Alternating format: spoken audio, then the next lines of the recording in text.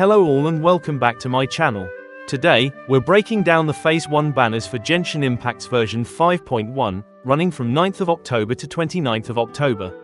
We've got two 5-star characters, Xilonen and Chiori, along with a selection of 4 stars, Candace, Collei, and Dori. The weapon banner features 2 signature weapons, the Peak Patrol Song and Uraku Misugiri, along with several strong 4-star options, with 2 new additions, the Sturdy Bone and the Mountain Bracing Bolt.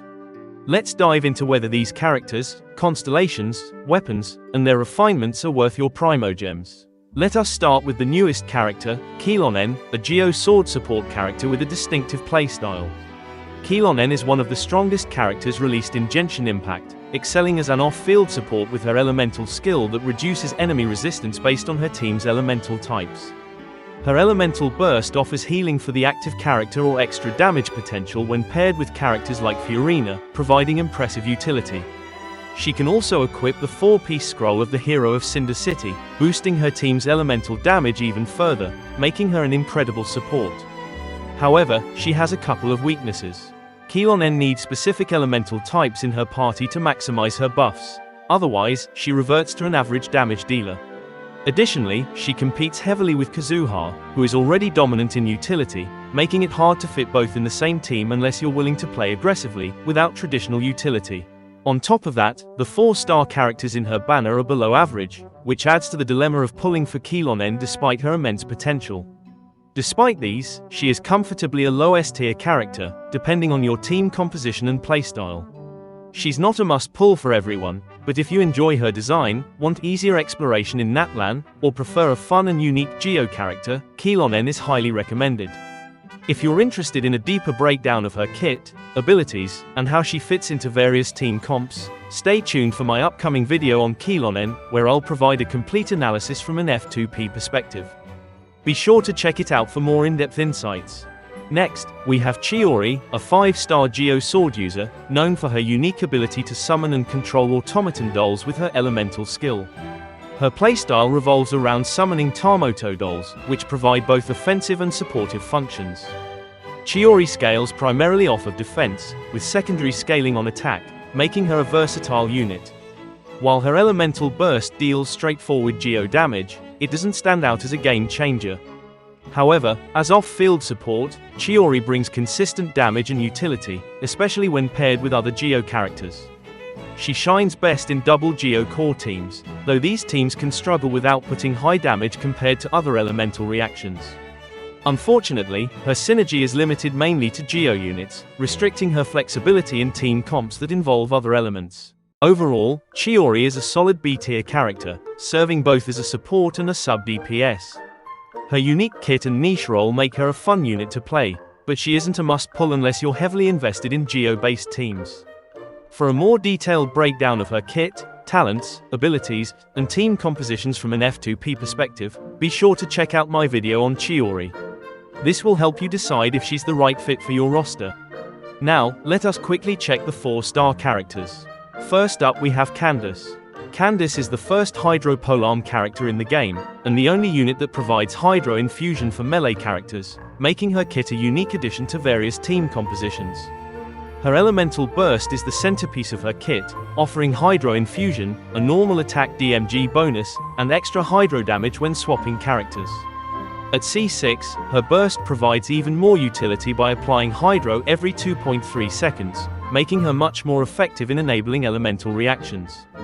Candace sits at a D tier at lower constellations, but with her C6, she can rise to a low B tier support, when paired up with strong units like Arlecchino and Nilou. While she's not a top tier unit, her unique abilities open up creative new options for team building, especially in Hydro-focused compositions. Next up is Dori, a 4-star Electro Claymore character who consolidates the roles of a healer, battery, and electro applier. With constellations, especially C6, she becomes a good damage dealer and a reaction driver as well. Her elemental skill, as a standalone talent, seems unimpressive, lacking in both damage and electro-particle generation. Her electro application through burst alone tends to be tedious and lackluster. At C6, she can infuse her normal attacks with electro to become an aggravate driver. With these details, we can put her in a solid B tier at C6 and an F tier at other constellations. If you would like to go for Dendro-related teams like Hyperbloom, she is a decent choice only at C6. At last, we have Collei, a 4-star Dendro bow character and one of the first Dendro units introduced in the game. She shines as an off-field support, offering consistent Dendro application. She acts as a reaction enabler for teams built around Quicken, Bloom, or Burning, depending on whether you prioritize elemental mastery. Her elemental skill is crucial for its Dendro application, though its 12-second cooldown can feel a bit long.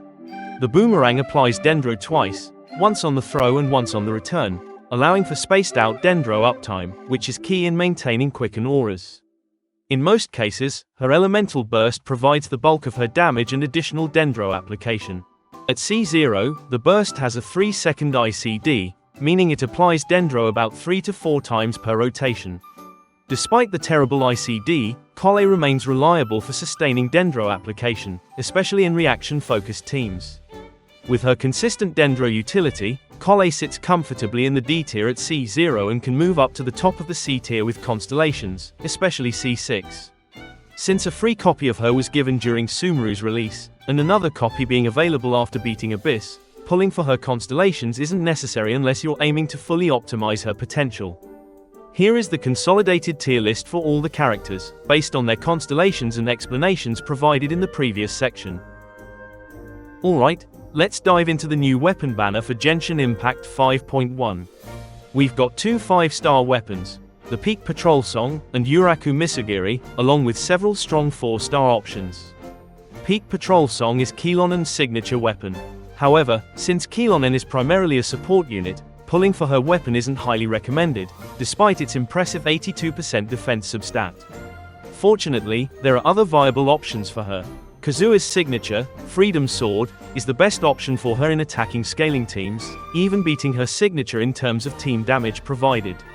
She also has lots of F2P-friendly choices. One standout choice is the new craftable weapon, the Flute of Ezpitzel, which boosts defense by 16% upon using an elemental skill. Since Xilonen scales off defense, this makes it a great F2P option, providing extra defense in addition to its substats. You can also consider other weapons like the Cinnabar Spindle, Favonia's Sword, or Festering Desire, depending on your team's needs. These weapons offer flexibility and can effectively complement her support role without requiring investment in her signature weapon. Uraku Misugiri is an excellent weapon for Chiori, offering immense value as a stat stick with its massive 88.2% crit damage at the maximum level.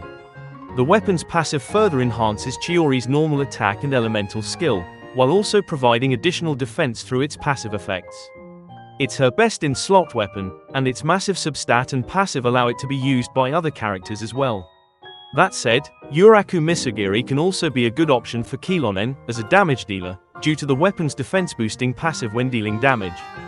However, it's still not a recommended pull unless you want to use it as a high crit damage stat stick across multiple characters. Now let's check out the 4-star weapons.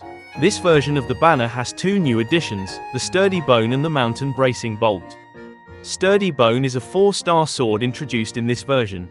This weapon offers attack percent as its substat, and provides additional attack through its passive. It's viable for most sword users who rely on normal attacks and can incorporate a sprint before attacking. It works particularly well for Ayaka, as she naturally uses her alternate sprint in her combos. Sturdy Bone synergizes perfectly with her playstyle, allowing for fluid combat without interrupting her normal flow. Next is the Mountain Bracing Bolt, a new polearm addition to the recent banners. It offers energy recharges its substat and boosts elemental skill damage for the entire team after any member uses their elemental skill. This weapon is especially useful for polearm characters like Emily and Kachina, who deal significant damage through their elemental skills. We also have the Sacrificial Greatsword, a 4-star claymore known for its versatility, especially at Refinement 5.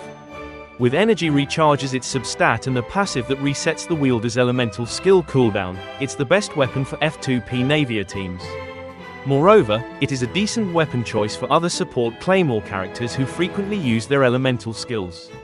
Then, there's the Favonius Codex, a 4-star catalyst option.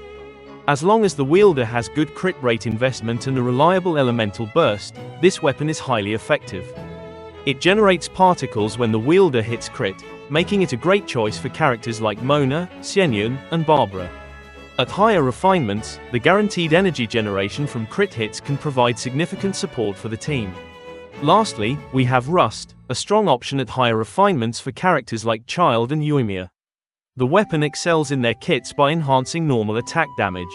However, its passive comes with a drawback: it reduces charged attack damage, limiting its effectiveness for characters who rely heavily on charged shots. Outside of Child and Yoimiya, Rust is less versatile and not an ideal option for most other bow users.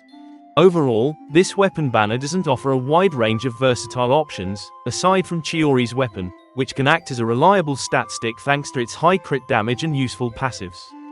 Be sure to consider the versatility and applicability of these weapons across different characters when making your decision. Both Chiori and Xilonen offer intriguing options for players. If you're missing Chiori, this is a great banner to pull on. However, if you're uncertain about Xilonen, I recommend saving your Primogems for upcoming natlan characters unless you need reliable geo support. Make sure to check out my previous videos for detailed guides on Chiori, and the upcoming guide on Xilonen, where we will be fully analyzing her from a complete F2P perspective. And that's it for today's video. Do add your thoughts on the banner in the comment section. If you found this video helpful, don't forget to like and subscribe for more Genshin Impact updates. May you all have a wonderful day.